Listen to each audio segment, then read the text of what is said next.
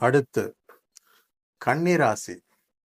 கன்னிராசி நேர்கள், அதாவது கன்னிராசிக்கு தமிழ் புத்தாண்டு மிக சிறப்பா இருக்கு.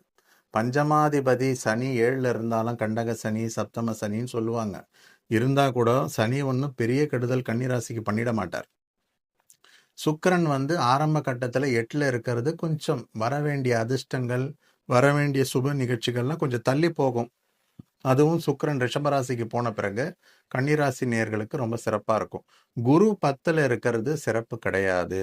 ஆனால் அதே குரு 11ஆம் இடத்துக்கு வரும்போது, அதாவது ஜூன் மாதத்தில் குரு பெயர்ச்சி ஆன பிறகு கன்னிராசிக்கு அற்புதமான பலன் கொடுக்கும். ஏன்னா லாபஸ்தானத்தில் குரு வர்றதும், இந்த சனியை 7ல் சப்தம சனியை பார்க்கறதும் கன்னிராசிக்கு மிக உன்னதமான பலன் கொடுக்கும்.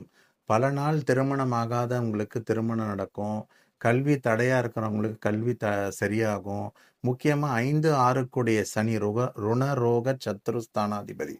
அந்த சனி 7ஆம் இடத்துல இருந்தாலும் குரு பார்க்கறதால கன்னிராசிக்கு நீண்ட நாள் கடன், நீண்ட நாள் வியாதி, நீண்ட நாள் பணம் கட்டிட்டு லோனில் கஷ்டப்பட்டுட்டு இருப்பாங்க. அதெல்லாம் ஒரு முடிவுக்கு வரும்.